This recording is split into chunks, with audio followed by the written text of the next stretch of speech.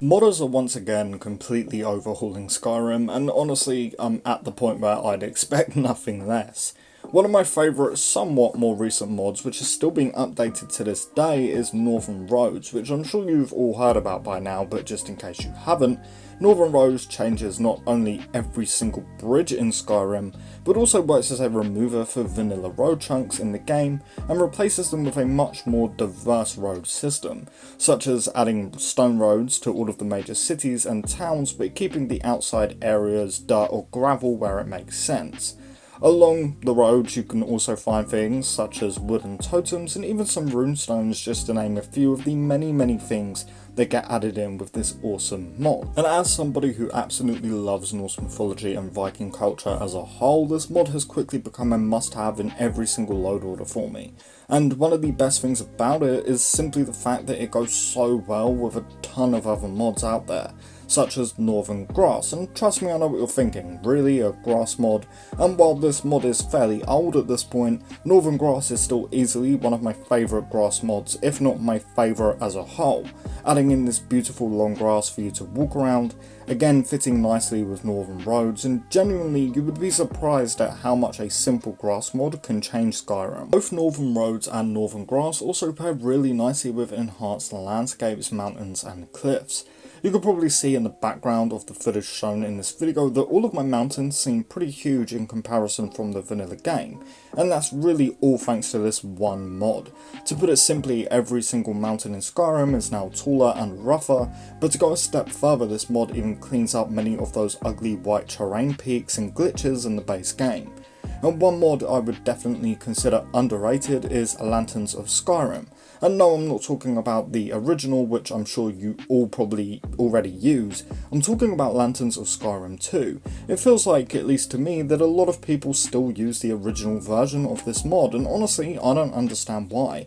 I mean, each to their own of course, but the second installment of this mod does so much more. This mod is pretty much just a full redesign of the old Lanterns of Skyrim mod, now including many improvements and additions, more compatibility for your other mods that you have in your mod list, and even improved light sources and snow-covered light posts in snowy areas. The lanterns will now actually cast shadows, unlike the first version of said mod, and even allows ENB mods to work with every lantern that it adds. Now there's a huge variety of lanterns with this mod, instead of most of them all just kind of looking the same, and the lanterns will also move in the wind as they should. Faction banners can be found around some lampposts in their respected regions, and you can even find insects flying around the lights in the middle of the night. And as somebody who mostly plays Skyrim in survival, this mod is another must-have for the vast majority of the many load orders that I create. And once again, this mod really fits well into the other mods that I've already shown off. Before we go any further, I should mention that I have gone through and checked every single one of the mods on this video, and every single one of them are actually available on Xbox as well as the Nexus. I used to primarily game on console, so trust me, I know how irritating it is to see a YouTube video of a bunch of great mods on the Nexus, and then have to go and check for yourself if you can actually use them. But no worries, if any said mods in any of my videos are ever only available on PC, I will always let you know. Now the biggest mod on this list in file size anyway is CleverChaff All-in-One. Again, this mod fits so well with all of the other mods that I'm showing off in this video. This is a collection of basically every single CleverChaff mod so far, and it covers the entirety of Skyrim towns, cities and other locations. I'm talking everything from strongholds to caves to mines to farmhouses, again towns, and even smaller things such as locks and ash piles and even the soul crane.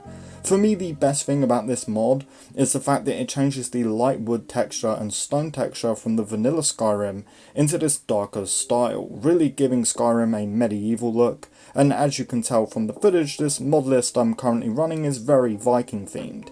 Again, this just fits beautifully, and honestly this has quickly become one of my favourite retexture mods. Once again, another mod that works super well with this is ElSopa's hand-painted road signs and regular signs. I'm sure if you've done any amount of Skyrim modding in your life, you're very familiar with ElSopa and their work. but having these colourful signs in these now somewhat bleaker towns really makes them pop and stand out a lot more, so I just wanted to recommend these two mods while we're at it. There is once again another huge landscape mod which you've been looking at in the background of this video, which I haven't spoken about yet, and that's Northern Scenery All-in-One. I told you all I like Norse and Viking stuff.